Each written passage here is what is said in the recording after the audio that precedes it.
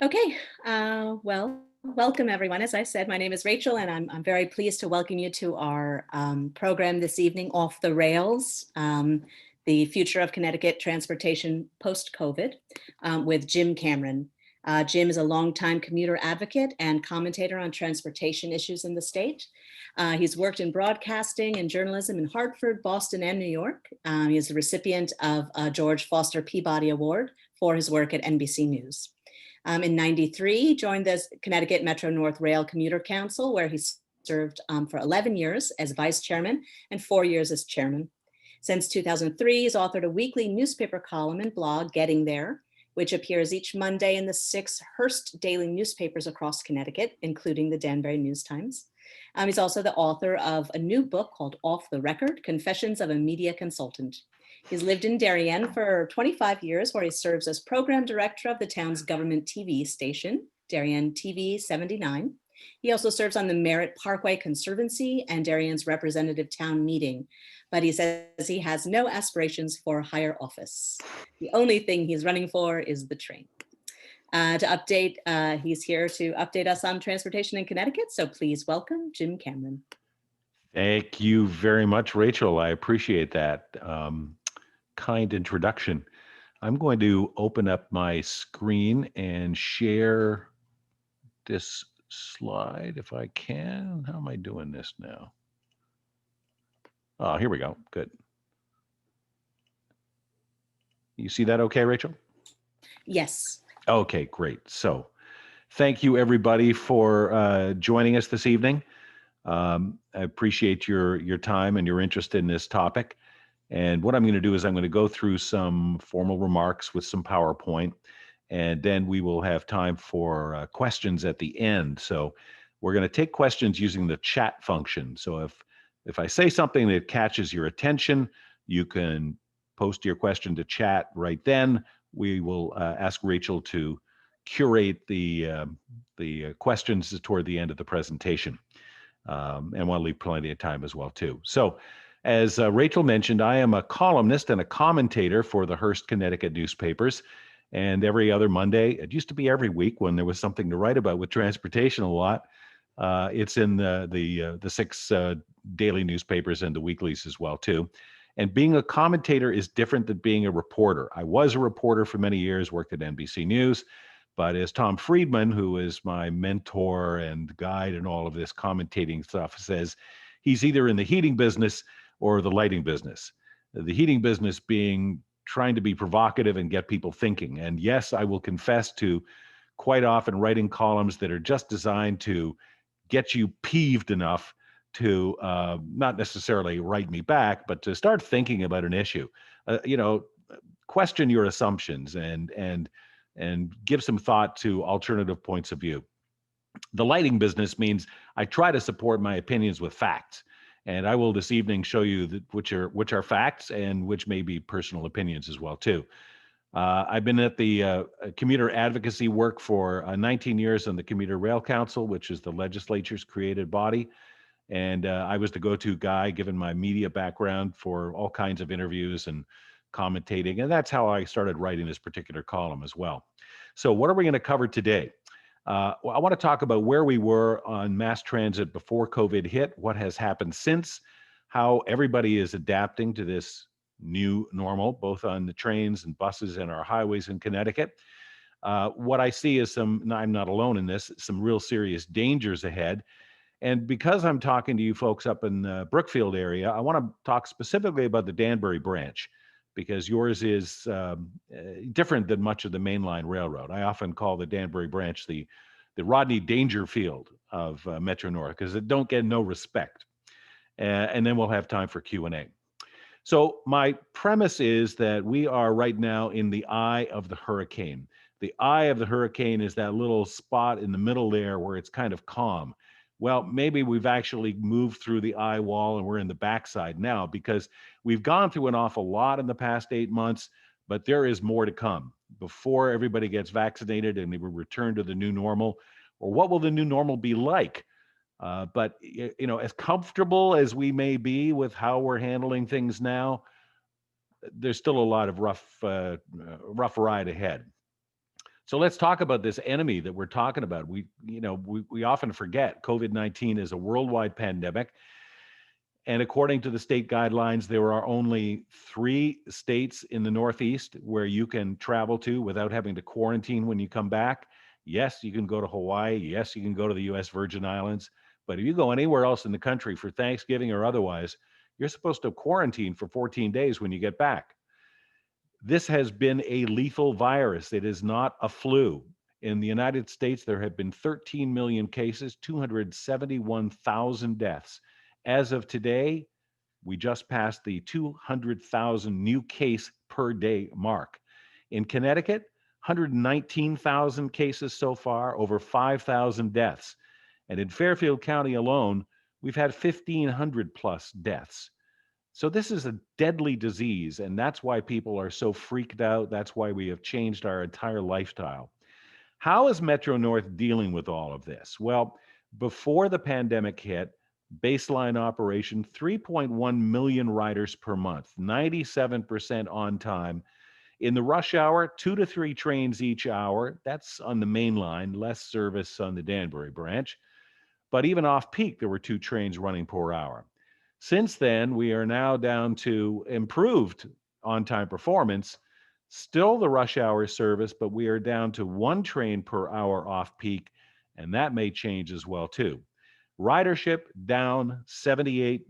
I've seen some numbers that say 80% on weekdays. Ironically, weekend ridership is coming back stronger than weekday, which means I think that the discretionary rider, as the railroad has often referred to them, the people that choose to take the train instead of driving into the city, they feel safe enough to come back on the train. I don't know where they're going in the city. There's no Broadway, the restaurants are closed, but there is more ridership coming back on the weekends. Here's what it looked like on trains before COVID. It was standing room only at rush hour and many rush hour trains on the main line. Here's what it looks like after. Plenty of room. They're still running 8 and 10 car consists on the main line, giving everybody a chance to spread out. You don't have to be any closer than 10, 12 feet from the nearest passenger. This iconic New Yorker cover from late March, I think, sort of spoke to what's happened at Grand Central as well, too. And here's the real picture from roughly the same time period as well. It looks pretty scary. It's a ghost town in there. So there's not many people, certainly not anything close to the old days. Here's what parking at one train station in Fairfield looked like before the pandemic. Most of the train stations on the main line, like mine, I live in Darien, they were having, 5-6 year waiting lists for permits to be able to come in and join the fray of getting a parking space in rush hour. Here's what my neighborhood my neighborhood railroad station looked like on a recent weekday morning. That's the permit lot. Those are the people that usually would be, waiting 5 years to get a parking permit. They still got the permit, but they're certainly not using it. CNN ran an interesting story about how not commuting on a regular basis is saving a lot of people money, driving down 37 billion miles in the month of June alone. That's a savings of $758 million for all the American commuters on a daily basis, because we're not buying gasoline, we're not maintaining or repairing our cars, and we're not wasting time commuting. There's also less pollution. Remember back in March when nobody was out on the highways? The sky, I have never seen it so blue in Fairfield County, where pollution in many regards is as bad as it is in Los Angeles. So there are some benefits to not commuting. Now, Metro North is obviously very concerned about trying to recapture ridership. And they went and they did a survey in July and August, sent out 175,000 emails, and got 22,000 replies, which is a very robust response rate. And they asked people, what it would take to get them to come back? 60% of the respondents said they were less likely to ride in the future because a lot of them are working from home. A lot of them are worried about COVID. Some of them have actually moved out of commuting area. 15%, only 15% said they would buy monthly tickets. No reason to buy a monthly commutation ticket if you're not taking the train on a daily basis. 33% of the previous riders said if they had to go back into the city, they would probably drive. And in many cases, their employers, if they're forcing them to come back, are now paying for parking in Midtown. So do they feel safer in their little bubble with their little automobile than they do on the train? Psychologically, yes, but I think you're probably just as safe by riding on the train. What's the most important thing to these riders? This was asked, and they said that they're most concerned with social distancing, knowing where the crowds are going to be, and they want to make sure that everybody is well masked. As I said, leisure weekend ridership is now coming back stronger.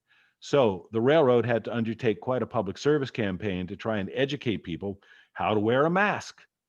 It doesn't just go over your chin or your nose or your mouth.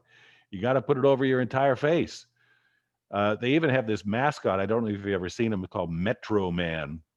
He dresses up like a Hudson Line train, all blue and white. There's no red version of this for the New Haven line, as best I know. And he's passing out masks. I don't know who this guy is that gets the short straw. Some summer intern or something has to dress up as Metro Man. They've also done some experimentation, even using ultraviolet light on subway trains to disinfect the interiors of the cars. I don't know if they're going to actually bring that to the commuter trains. What they're doing instead is spraying everywhere, spraying contacts, cleaning them all down. And I think in the long run, and this is just a hunch on my part based on what I've been trying to read, I think we're going to find out that the contact transmission of the COVID virus is not the problem. It's not that people are, touching the back of seats where people had left viruses and then putting their fingers in their mouths. I think it's much more the air that people are breathing. So to its credit, the railroad has worked with the vendors that supply the HVAC system on the trains, and they're now going to retrofit. This is a filter that folds up into the ceiling like that, where that wire goes. They're going to be installing ultraviolet lights and virus-killing mechanisms on the inside of the filters. The air on the cars is changed, I believe, every 5 minutes, which is a good circulation rate, certainly faster than what happens in the interior of your car if you're carpooling with anybody else.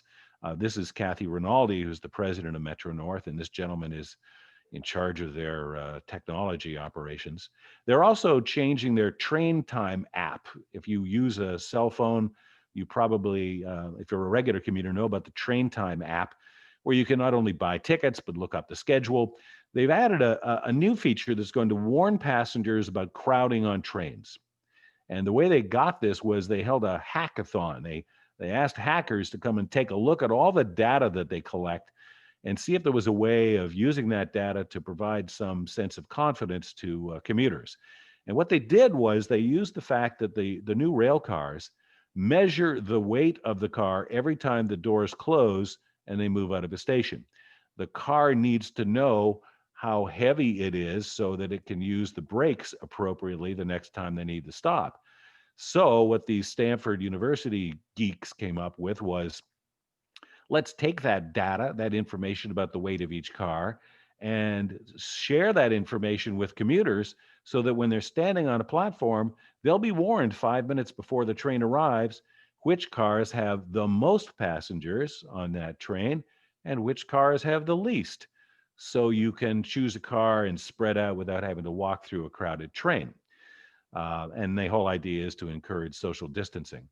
This has not yet been implemented, as best I know, on the New Haven line. I think it's just been implemented in Westchester and Putnam on the Hartford and the Hudson and Harlem lines, but it should be coming soon. This is what it looked like at Grand Central pre-COVID. And I think this train on the right is probably it could be a Danbury train because it's coming in on that track on the far right-hand side of the platform, far left-hand side of the station. This is what it looks like now. Many fewer passengers, but they do seem to be masked. And notice the guy in the orange vest, cleaning, conspicuously cleaning everything he can. Ridership on the main line of Metro North in Connecticut has obviously, as you can see from this yellow line, plummeted in late March, slowly started to recover. This last line goes back into, I believe, the first week in November. But it's also dropped off a little bit since, we think perhaps because of Thanksgiving and the holidays. On the Hartford line, which is the new line that runs between New Haven through Hartford all the way up to Springfield, ridership has come back stronger than it has on the main line. It's a lower number of passengers to begin with, but it has come back a bit stronger. Interesting. Let's talk about the Danbury Branch. And this beautiful Solari board that you recognize here is not from Grand Central. Well, it was originally in Grand Central. It's now in the Danbury Railroad Museum. God bless them. So this was how you found your train if you were going to take the Danbury train. You may not know the history of this, and I wasn't as familiar until I did a little research yesterday. The Danbury Branch started in 1852, and it was electrified. Yes, it was electrified from 1925 to 1961 when it was run by the New Haven Railroad. For whatever reason, in 1961, they decided, let's rip out the copper. I don't know if they sold the copper like some railroad junkie, but they ripped out the copper and they figured, I guess it's a one-track railroad. We can run it just as easily with the limited service that we have with diesels as we do with electrification. There was actually service north of Danbury all the way up to Pittsfield until 1971. And finally, in 2013, they finally got a signal system in, which would allow trains to operate in both directions on the line and meet somewhere on a siding in the middle. It used to be just one train in one direction, either direction at one given time, until that was made possible. More recently, just a couple of months ago, the Western Council of Governments received a $400,000 grant to look at the question of how to fund a possible extension of service all the way from Danbury to New Milford and maybe north to Pittsfield. The study of what to do with that kind of extension has been done before. This $400,000 grant is really to say, okay, now how are we going to pay for this? And that really is the question, because we're looking at some expensive enhancements of service, let alone trying to maintain what it is we've got. Remember, ridership in 2020 on the Danbury branch alone was down 85%. So are we going to see an extension of that line with only 15% of the old ridership? I don't think so. I don't think it's going to be the priority. It might have been, despite everybody's wishes.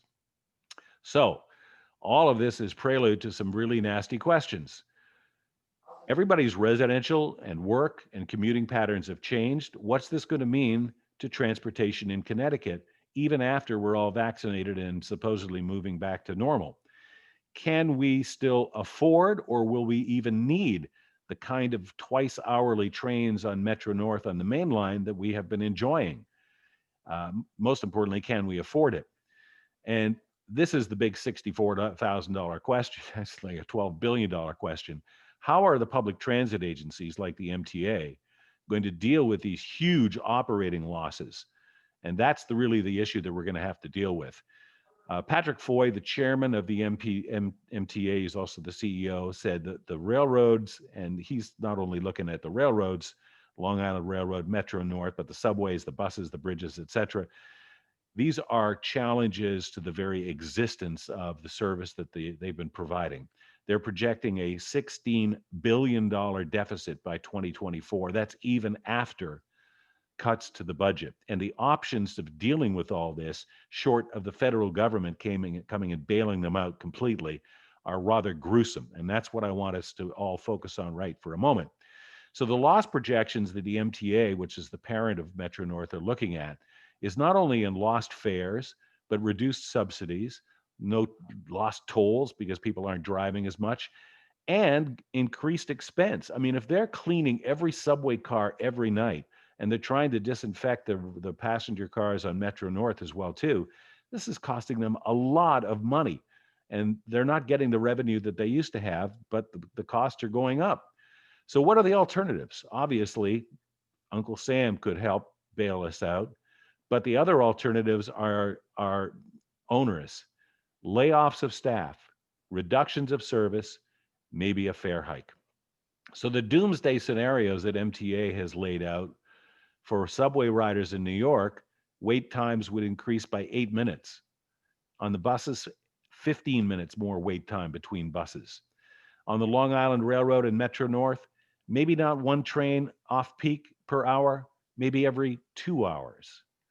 Probably keeping the rush hour service as best they can. badly needed upgrades to the city's subway signal system would have to be scrapped or delayed. And they're looking at draconian fare hikes. Remember, we still have off-peak fares in effect right now because they're trying to do nothing to discourage people from taking the train. But, the fares are already pretty high. Danbury to Grand Central, off-peak is $13.25.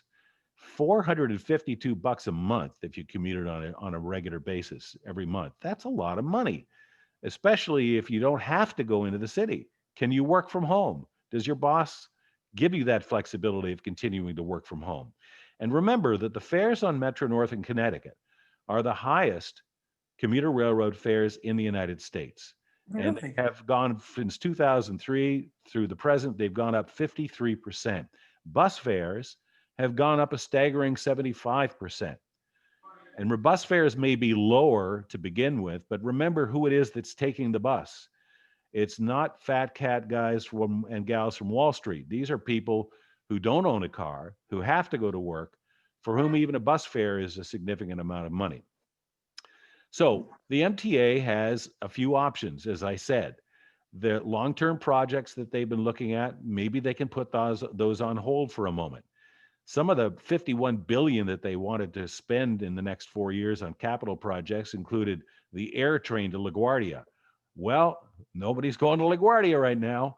The subway system signal replacement program, that has to get done at some point. Those signals are decades old. And the one I want to show you about that I think has most effect on Grand Central and riders is what's called East Side Access. This is a huge project that was supposedly budgeted at $4.3 billion in 2009, has ballooned to over $11 billion, and is not going to be finished on time. It's probably going to be later, and it's going to be much more expensive. It's designed to help bring some Long Island Railroad trains into Grand Central. So here's Grand Central in the middle of 42nd Street and Park Avenue. And what they're going to do is they're going to run a line all the way underground from the Sunnyside yards where the Long Island Railroad comes in. And the trains will come in under the 63rd Street tunnel, and they'll come in underneath the existing Park Avenue tunnel to a new sub basement underneath Grand Central. You know where the lower level is? Well, this is the lower level of Grand Central. This is what it looks like. I got to take the tour a few years ago, and they are digging out something underground there out of the Manhattan schist that looks like it's out of Dr. Strangelove. These are 4 tracks. Those are tubes that are going north from Grand Central to connect to the Long Island Railroad, and they're going to build a station above here. And this is where you're going to come in from up above. So from the lower level, down by the food concourse now, you will enter Grand Central's new lower level for the Long Island Railroad by going down this escalator. And then you'll emerge on another kind of mezzanine level. And then you'll go down another escalator, deep underground. And here's what the station will look like when it's finished. There will be room for 4 trains at any given time. And the idea of this is to encourage Long Island Railroad customers who have to go to the east side of Manhattan to not have to go all the way to Penn Station. And they'll be able to take a train, get off underneath Grand Central, and go to their offices. That will free up some space in Penn Station, which is now saturated with Amtrak, Long Island Railroad, New Jersey Transit, that there might be some Metro North trains from Connecticut that'll be able to go over the Hell's Gate Bridge and into Penn Station. That's the thinking. All of this, I think, is going to be put on hold for some period of time. Let's not forget about people that ride the bus. There are more people in Connecticut riding the bus on a daily basis pre-COVID than there were riding the train. 40 million rides per year, taking one transit system, a good one, Greater Bridgeport Transit. They had 17,000 daily riders. 20% of them had cars, or they were going to or from Metro North, but they chose to take the bus instead of taking their car. The buses have seat chargers. They have Wi-Fi. We ain't got no stinking Wi-Fi on Metro North, but they have more amenities on these buses than we did on Metro North. These also are passengers of limited means who have very few options. Most of these people are still going to their jobs, and if the bus wasn't running, they would be out of work. And Then people wouldn't be, working in your restaurants or cleaning your homes or, maintaining your stores as well too. Let's not neglect people that have to drive or choose to drive. Traffic on the highway, I mean, mostly, 84, 95, the Merritt Parkway, Route 7, it's back to pre-COVID levels at rush hour. However, outside of rush hour, driving is way down. And that also means that gasoline tax revenues, which are crucial to subsidizing mass transit, highway, and bridge repairs, those gasoline tax revenues are way, way down as well, too. They fund the Special Transportation Fund.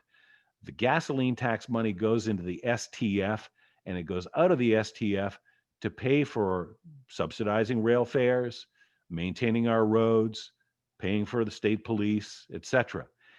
When that special transportation fund is not taking in as much money as it spends, that'll be sometime the middle of the next year. That will mean that the state can no longer issue bonds for roads or rails. And when it moves into a complete deficit position in 2024, we're going to be in real deep doo-doo. And that's why I think that this is the issue that we need to address. Every dollar that we have deferred in terms of maintenance or repairs now will eventually cost us much more money. Where is the legislature? That's what I want to know. The legislature has refused to debate the funding alternatives to get the Special Transportation Fund back in the black. They have been AWOL.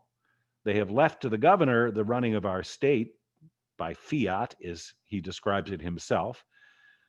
They met once in special session, but when they come back in January, they're going to have a boatload of issues to deal with, including this one. So let me just talk about the Special Transportation Fund for a second again. The income, what goes into the Special Transportation Fund, includes the gasoline tax, 25 cents a gallon, and Connecticut does not have the highest gasoline taxes in the Northeast or the nation. It's somewhere in the middle. And the gasoline tax in Connecticut has not changed a penny since 1997. And in 1997, it was actually lowered 14 cents a gallon in a very popular political move by the legislature, but a pretty stupid move because it has lost us billions of dollars in revenue that would have gone into the Special Transportation Fund and would have been used now to maintain our roads and rails, and they wouldn't be crumbling and falling around as they are. We also pay a gross receipts tax, which has gone up slightly over the past few years on petroleum products and propane and things like that. When you pay your DMV fees for your license and you get your permits, some of that money goes into the STF. Yes, and new car sales effective next year, some of the fees that'll go to the DMV will go into the STF. And even if you take a ride service like Uber or Lyft, they whack 25 cents on your fare that goes into subsidizing mass transit. How does the money get spent? Well, also, yeah, the other income source, unfortunately, is when they run out of money for everything else, they go to the general fund. Where does the money get spent? 40% of all the money in the Special Transportation Fund is paying debt service on bonds that were issued decades ago. We are still paying off bonds for projects that we perhaps should have funded, but we asked our grandchildren to fund. And the same thing we're doing now. The DOT has been issuing bonds to help pay off other bonds. We are asking our grandchildren to pay for the sins of our past. Yes, the STF also pays for snow plowing operations and repairs, et cetera, et cetera. So there are some pensions. I'm not going to get into the whole debate about state pensions. That's a whole other issue. State police patrols, et cetera. So it makes sense that the things that we want to spend money on, like here's this chart that shows in 2020 right now, the green section is the DOT operating and fringe benefits. Here's the debt service that we talked about. And these little pink areas at the top were some early low-hanging fruit projects in terms of transportation that were launched during the Malloy administration to try and jumpstart what he called his Let's Go CT project. So what's the answer to all of this? Well, this question was asked by Governor Malloy when he introduced his Let's Go CT plan. Wasn't a plan, it was a wish list. $100 billion to be spent over 30 years. And typical of a politician, and I'm not getting political with a large capital P here, Democrat or Republican, the tendency is that they want to take credit for coming up with great ideas, but they don't want to be held responsible for how to pay for them. So Governor Malloy, like everybody else before him, created a blue ribbon panel. He said, let's create a panel of experts, the Transportation Finance Panel. How are we going to pay for all of this money that we need to spend on new rail cars and repairing bridges, et cetera, et cetera? So it was a blue ribbon panel. They had Emil Frankel, former DOT commissioner. They had state representatives and senators, and they held hearings, and they brought in experts from across the country. And they looked at all kinds of different funding mechanisms. And they basically said, there's no one solution. We got to do them all. And the first thing they said was, we need to put a lockbox on the Special Transportation Fund, which had been treated like a petty cash box by the legislature for many years. As one cynical friend of mine referred to the STF, he said, the Special Transportation Fund has more back doors than a Hot Sheets motel on the Berlin Turnpike. There were more ways of taking money out of the Special Transportation Fund when the legislature needed to balance a budget. And that was stopped. There was a referendum that put a lockbox on that STF. That was passed by an 80+% margin 2 years ago in November. So now the money that goes in cannot go out, with rare exceptions, unless it's being spent on transportation. Okay, so we know the money that's in there. Now, how are we going to find other money to put in there? Well, one of the things they said was, let's get real. Let's increase the gasoline tax just a little bit. We need to get it back up to 14 cents that it was lowered. 2 cents a year. I mean, gasoline is cheap, cheap, cheap now.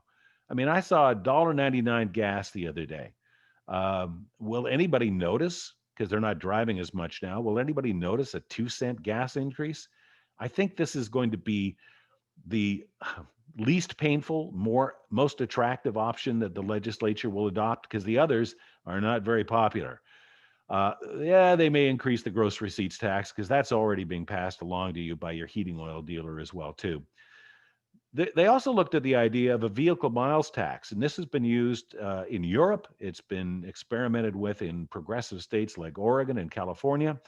And that's the way of saying, okay, every time you go to the vehicle, emissions station to get your car checked, they look at your odometer and they know how many miles you've driven. Say, okay, Mr. Jones, last year you drove 10,000 miles. We'll send you a bill for driving those 10,000 miles. Ms. Smith, you only drove 2,000 miles because you take the train every day. Good for you. So we'll send you a bill for 2,000 miles. This idea was so politically unpopular that even the Democrats in the Governor Malloy's own party killed the idea and passed a bill refusing to allow the DOT to even study the idea. So that idea was killed. Which brings us to the T word, the word that everybody hates. And that's the idea that the Transportation Finance Panel said we might have to do, but Governor Lamont has said is not an option, and that's tolling. Tolls are not a tax. Tolls are a user fee. If you drive on the road, it should not be free. You're already paying a gas tax. I think to be on the highway at rush hour is not a constitutional right. Yeah, you can be there, but it should come with a fee. The train, if you take the train and you buy a ticket, that's not a tax. That's a user fee. You don't take the train, you don't buy a ticket. You don't want to be you don't want to be paying tolls, don't drive on the highway at rush hour. And I actually use this political cartoon at the end of my talk to illustrate this point. Aren't we paying tolls already? The jalopy driving on the potholed highway sees a sign that said, Connecticut tolls in effect, blown tire, $200, bent rim, $399, damaged suspension, up to $2,000. We're paying tolls, but we're not paying it to maintain the roads. We're paying it to minus muffler because our roads are falling apart. And I don't think we need to wait until we have another Mianus River Bridge collapse before we have to get serious about this issue of investing in our infrastructure. Everybody talks about it. Nobody has done it. I think that our legislators are gutless weasels, and somebody needs to hold them to account. So there's a little heat for you. Maybe a little light as well too. And I welcome your emails and your comments. Follow me on Twitter, CT Rail Commuters. There's my email address as well too. And check out my book. It has nothing to do with the trains. It has to do with my work in media and communications as well too.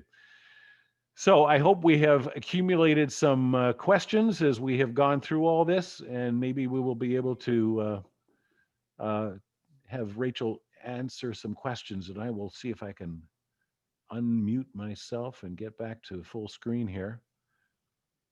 Can you take down my sharing? I think you can say stop sharing screen. Oh, of course I can. Thank you. God bless you, Rachel.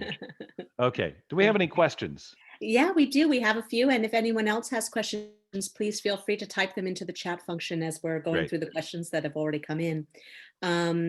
First question, have there been any confirmed cases of COVID being transmitted through train ridership via any sort of tracking system? Absolutely. I mean, the people that have been hurt the most by this are workers on Metro North. I don't have the numbers in front of me. Maybe Randy knows the numbers, but I know there have been dozens of Metro North employees who have succumbed to COVID. In the early days, I think more so than recently, before we were all wearing masks, before they were disinfecting the surfaces, you know, those folks on Metro North are as important and essential workers as any other first responder. And I think they deserve a lot of credit for being out there, especially in those early days in the spring when we didn't know what was going on.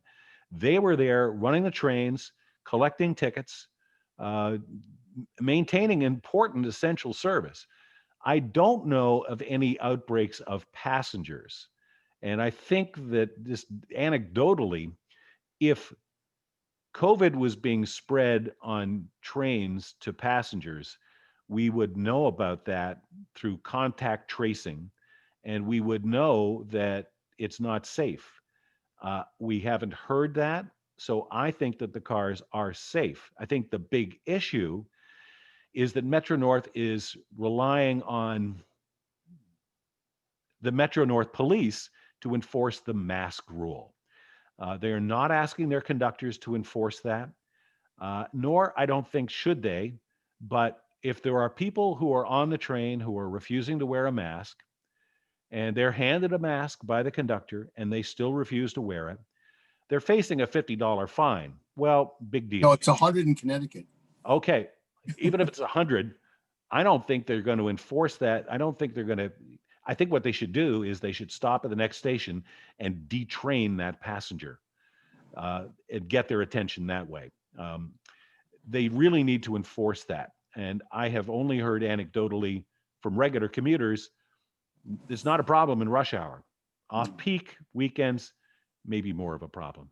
So there were about 130 Transit Authority employees who died. Lots of them got sick across the network.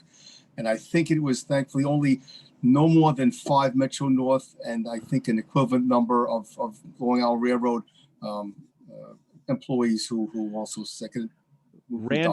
Randy should introduce himself. He serves on the Permanent Citizens Advisory Committee to Metro North. For the MTA. Also the MTA. Chairman of the Metro North Railroad Commuter Council and an MTA board member. And that's the Metro North Rail Commuter Council for Westchester, for the Hudson and the Harlem lines. Connecticut has its own. But Randy knows of what he speaks. So thank you, Randy, for that as well, too. Rachel, other questions? I wanted to add one thing that there is October 15th. They did take a pair of M7s and they put this filtration system for the air, which was 99.9999% effective. And they're going to roll it out once they finish their testing of it. Good. It'll take them some time to retrofit all those filter units, but I think that's going to be important going forward, if only psychologically. Rachel, other questions? I actually had a couple of comments from Randy that I'll share quickly. One was regarding the loading feature, the app, about the saying that it's only available on the M7 equipment. The M8s and the coaches will follow. Good. and that he was on the group who was judging that hackathon. The hackathon, yeah. Good. Good for you, Randy. And also that the East Side Access is still scheduled to open December 2022. I checked that last week with the head of capital construction development, Jan Oliba, and he said it hasn't changed. Oh, good. I'll be there. I will join you in person. We did have a couple of more questions. So here's a big question. How can Metro North continue to operate with such reduced revenues?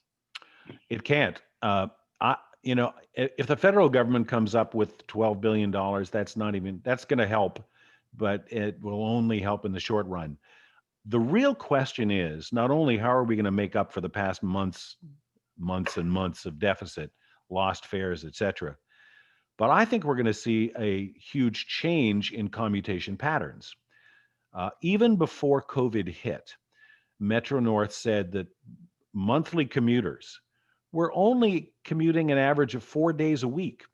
They were maybe working from home or working half days on Friday. We have all found ways of continuing to work from home. Our bosses have not told us we have to come back into the office. And I'm talking about the typical kind of Metro North rider. These are people who can work from home. I'm not talking about hospital workers or car mechanics. I'm talking about the kind of people who are still able to be somewhat productive working from home. Okay, so we get the vaccine and maybe offices reopen in New York. And then people are going to say, do I really need to go on a train from Danbury all the way to New York City to do my job 5 days a week? Maybe once a week, maybe twice a week, but 5 days a week?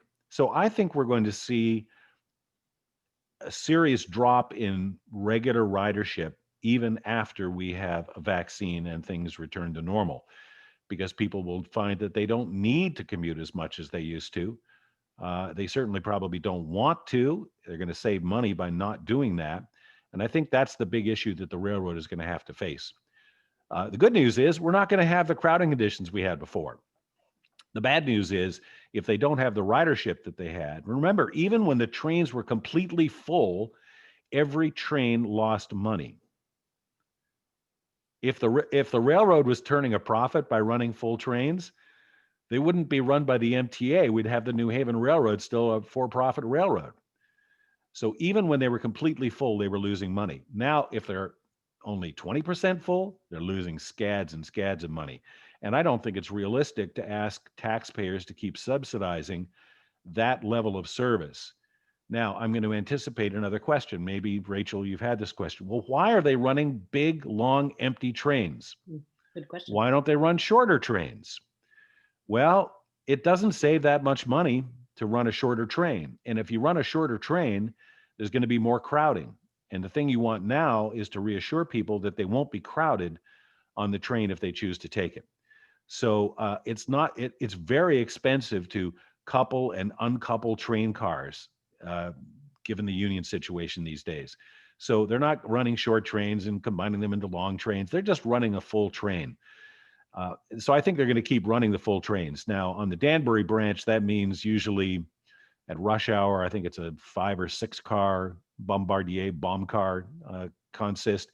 But on the main line, they can run 8 and 10 car trains. And I think they'll keep doing that. So there's not a lot of cost savings there. Where they're going to find the cost savings is by laying people off. The morale, I got to tell you, from what I hear from conductors and engineers, is rock bottom. They have already taken a 40% pay cut, not in their hourly wages, but a lot of them used to make a ton of overtime. There were conductors who were making $100,000 a year. They were working 60 and 70 hours a week to get there, and not having a lot of choice in hours if they were, junior. Well, they're not getting those hours now because of reduced service already.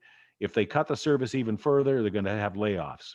And they're worried about that because if service comes back, if the ridership comes back, they need people to come back to work. They don't want to find that they've moved someplace else in the country.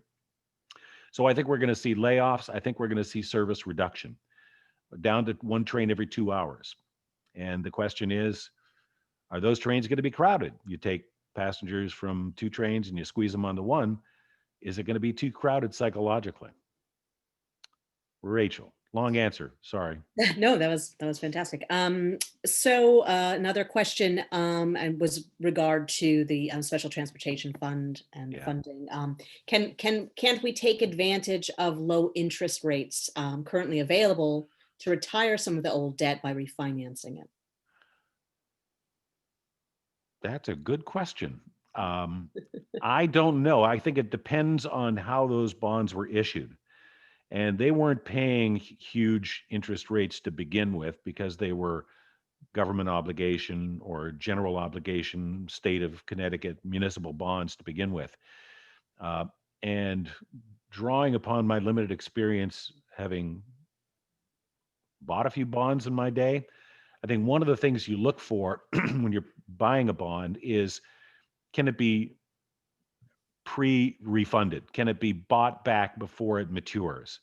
And is that going to lose me in a rising interest rate environment?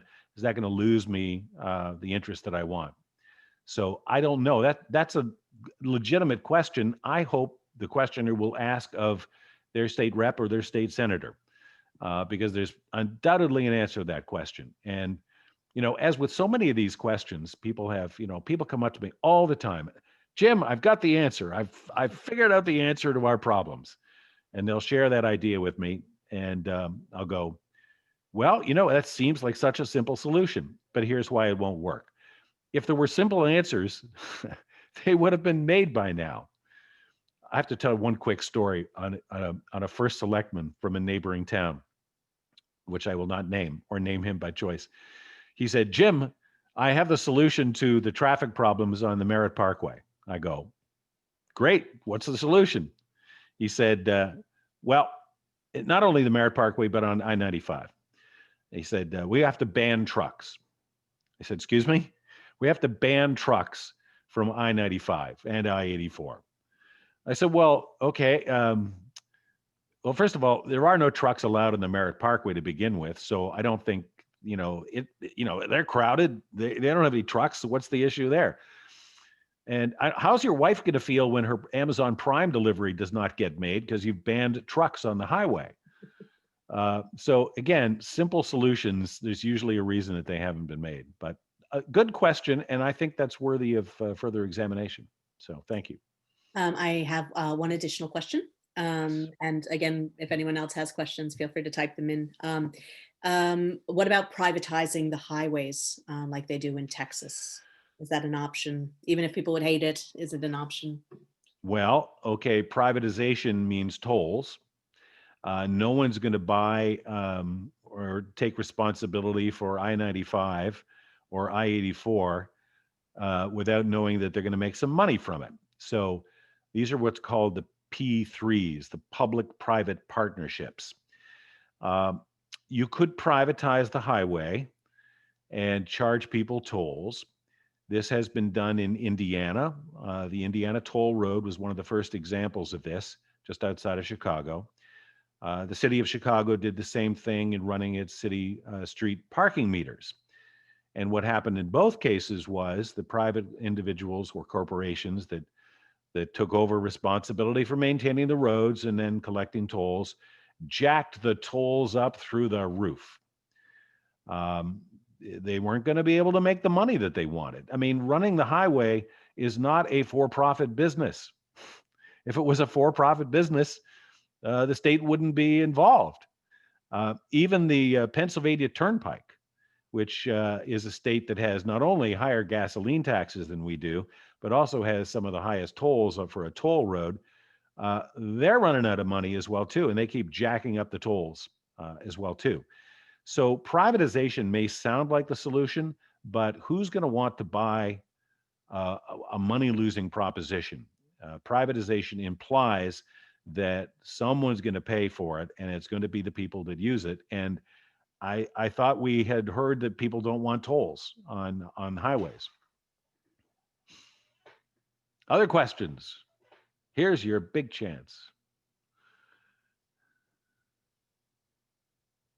I can't hear you, Rachel. I think Sorry, yes, I there you muted go. myself. Sorry about that. Those are the questions that I've received in the chat. Was anybody else have anything? Now's your time to get Jim's ear. Ask me anything.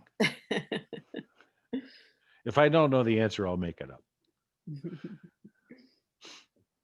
Oh, I'll tell you. Maybe I'll tell one story. Could I tell a story? Maybe this will help Please. prime the pump for more questions. I hope you read my column in the Danbury News Times. And I hope you actually subscribe too, because somebody needs to keep journalism alive these days. But it's also republished on my blog site, which I will be glad to share with you. And it's also published in the ctmirror.org, which is an excellent statewide online newspaper. One of the stories I wrote that got the most response was a story about Governor Lamont's 30-30-30 plan. This is an idea that he mentioned in his inaugural address. He promised that he would get trains running so it would only take 30 minutes to get from Stamford to Grand Central, 30 minutes from Stamford to New Haven, and 30 minutes from New Haven to Hartford. Each of those legs now takes about 51 plus minutes. So he said, wouldn't it be great if we could do 30-minute speeds? He got a standing ovation for that. Now, where did this idea come from? Well, first of all, it's not going to happen. It's just not going to happen. Not for the kind of money that he thought it would cost. Yeah, for less than $100 million, we can straighten out some tracks and fix some signals. And no, we're talking billions of dollars here because there are so many curves. The tracks are so old.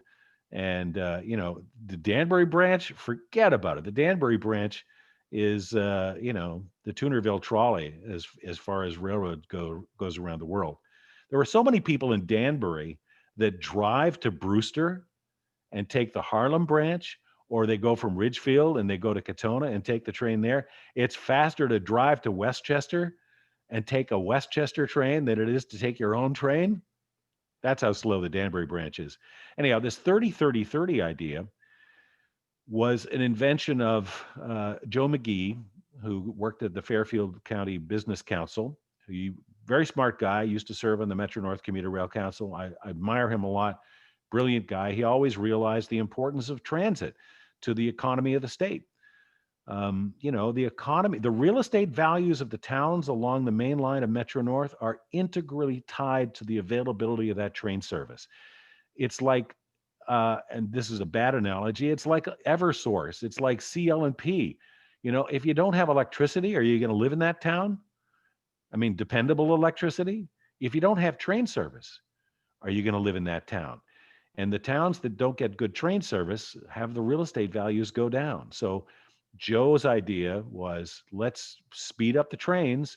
It'll make these communities like Stamford and Norwalk more attractive places for business.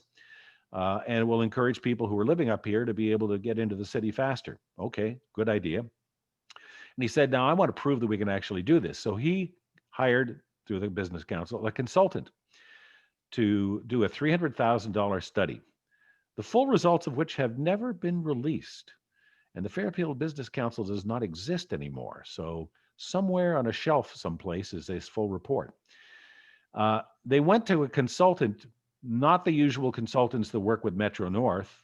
They went to a consultant on the West Coast and they said, okay, we want to work with somebody who's not going to be afraid to bite the hand that regularly feeds them. And we're going to pay you to do this study. And we want you to come and look at the railroad and say, could we improve the speed of service so that we could do this 30-30-30 thing? And they said, sure, we'll do that. And we're going to hire somebody who really knows about the railroad. Well, it was a guy by the name of Joe Giulietti, who had just left the job of president of Metro North. And they hired him as a consultant. And he did the study. And he came back and told them what they wanted to hear. He said, yeah, we can do that. We can do trains at 30-30-30. We can improve the service and it won't cost $100 million. Well, guess who the commissioner of the Department of Transportation is now? Joseph Giulietti. And he's not been able to deliver on that promise anymore as commissioner than he was able to deliver on it as the president of Metro North. But as a consultant, he was able to tell them what they wanted to hear. And it's just not going to happen. We're going to have Hyperloop before we're going to have 30-minute train speeds from Stamford to Grand Central. I mean, the New Haven Railroad in its heyday couldn't operate at those kind of speeds. Any other questions, or are we bored, everybody? Nobody's leaving the room. They're still there, most of you. Matt, Bernard, Kathy, Peter. I have a couple more questions. Good. Is there a future for the Danbury line or the New Canaan line, for that matter? I mean, are they sustainable? Is the Danbury line sustainable? Okay, let's assume that ridership comes back to pre-COVID levels. I mean, at the current ridership, unsustainable. At the level of service that we have now, unsustainable. The branch lines, well, first of all, the main line of Metro North in Connecticut and in New York State is subsidized by both states. So that when we lose money on the main line for a train running from New Haven to Grand Central, 60% of that subsidy, that loss, is borne by the state of Connecticut, and 40% is paid by the state of New York. Similarly, trains that run in Westchester, so there's a train running from New Rochelle to Grand Central, when it loses money, 60% of that loss is paid by the state of New York and 40% by Connecticut. But on the branch lines, the New Canaan, the Danbury, and the Waterbury branch, every single dollar that those trains lose is paid by Connecticut taxpayers. So at existing levels of service and existing ridership, those lines are hemorrhaging money. They were doing poorly beforehand. So is there a future? Yes. Yes, with diminished expectations. I think that the future is really going to depend on the re-electrification of that line. Because we have to run diesel trains on the Danbury branch, those trains, remember, it's all uphill all the way from Norwalk to Danbury. Drive up Route 7, you'll see it there. It's all uphill. And those trains that are running up that slope have a huge problem, especially this time of year, with what's called slip slide. Trains are delayed because the wheels underneath the locomotive are sliding along on leaf slime that, leaves fall on the tracks, and because the locomotives have only a few driving wheels, and that's where all the friction is that's necessary to pull the train or push the train forward. If those wheels are not making contact, that train, they have to skip stops. Sometimes I believe they have to skip the Cannondale stop because it's on a slope. If they stop at Cannondale, they can't start up again. They can throw all the sand in the world underneath those wheels and the still can't start. But if it was electrified, where every car is its own locomotive and propulsion is spread out through the whole set of train cars, that would be less of an issue. You would also have a one-seat ride. You would not have to change trains in Norwalk outside of rush hour. But what are it might be slightly faster too, slightly faster. But the big issue with the Danbury branch is there's so many grade crossings. And that's why, every night I get text from Metro North, trains are running 10 to 15 minutes late in the Danbury branch due to grade crossing issues. They have to crawl through the grade crossings. If the gates don't come down, people drive on the gates, they drive across the grades, they drive around the gates, they get struck by the trains, regularly. That's Darwin's way of taking those people out of the gene pool. Sorry. But yeah, I think there is a future, but it assumes a return to ridership. It assumes that people will want to commute from distant locations like Danbury, even going down as close as Stamford. It assumes that Route 7 traffic continues to be horrendous, and the train seems to be a better alternative. So there's their future. New Canaan branch, it's practically part of the main line. It's only 5 miles long. It's electrified. There's just a few trains there. But those people in New Canaan, when they were talking about reducing service, they freaked out. Freaked out. There were people just, they didn't want to drive 5 miles down to Darien to catch a train or Stamford or something. Any other questions? Yeah, I do have a couple more questions. I know Oh, it's good, getting good, to be good. 8 o'clock, so I Yeah, know, we're gonna wrap it up.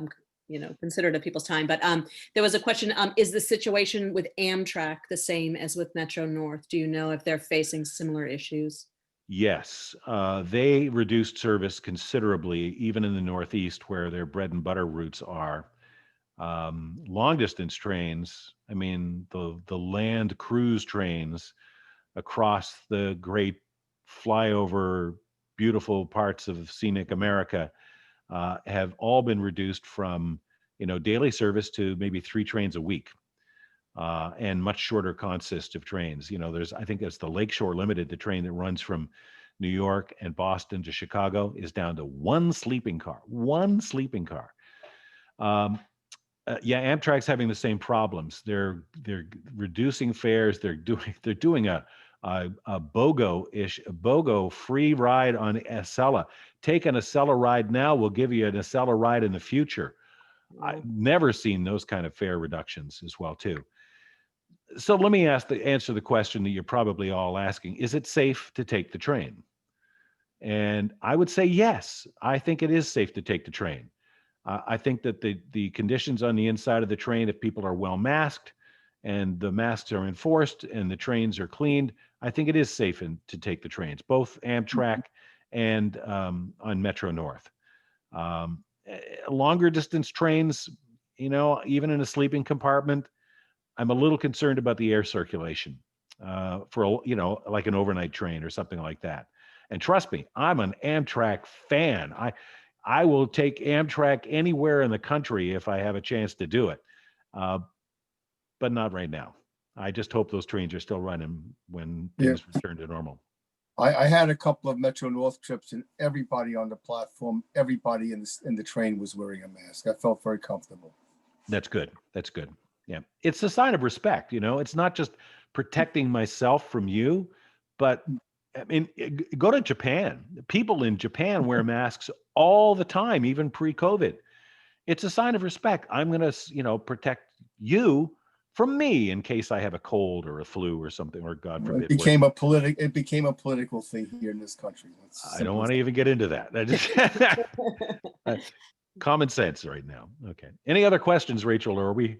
I do have 2 more questions if everyone would be willing to listen to a little bit more. Sure. I'll keep the answer short. Okay. One is specific to Danbury, and it's why would the old Danbury to Brewster train line ever be put back into use?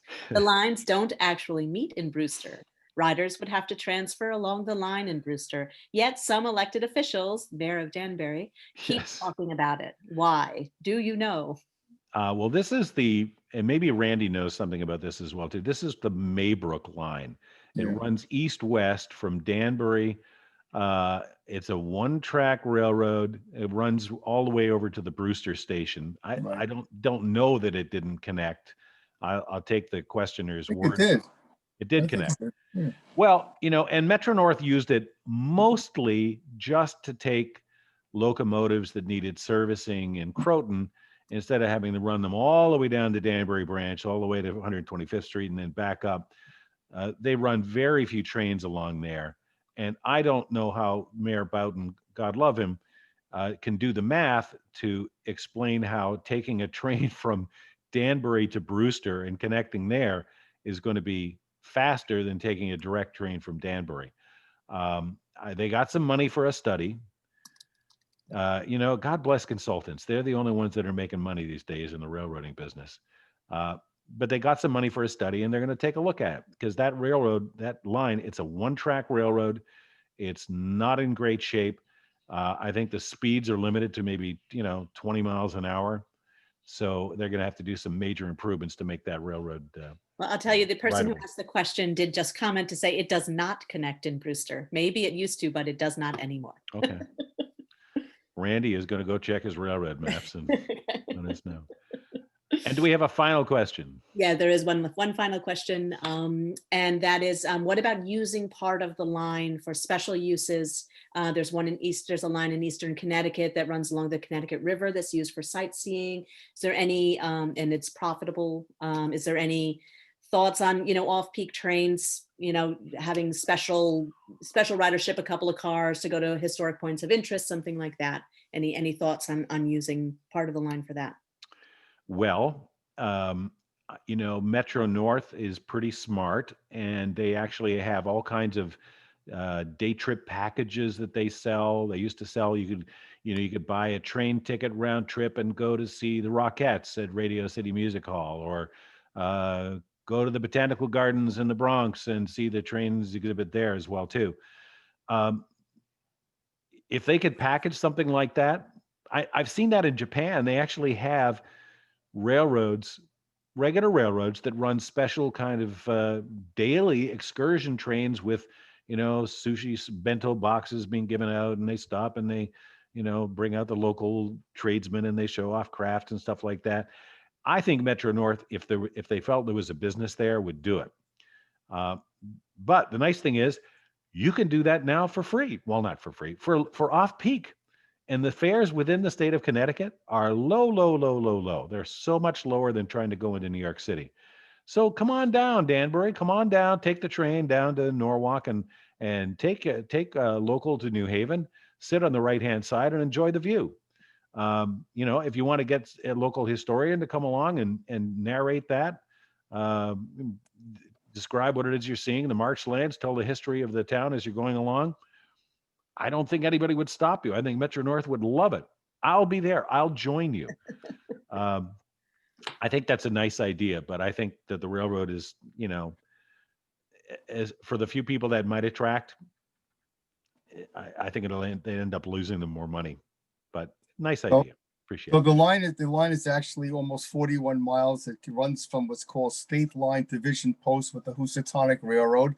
Stops, their stations, so-called stations at Bing, Dykeman's, where you can connect to the Harlem line.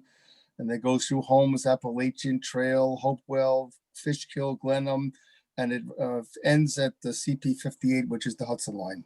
Oh, so that's the Maybrook line, right? Yeah, yes, they call it the Beacon line now. I did a fan trip years ago on it, and the speed limit is not exceeding 10 miles an hour.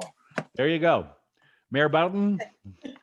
There's your time-saving device.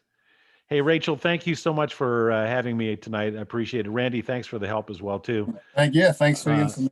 If any of the participants or anybody watching this from the archives has any questions, just Google me, check out the Commuter Action Group. I'm happy to answer questions. Shoot me an email. I hope to see everybody on the train again soon.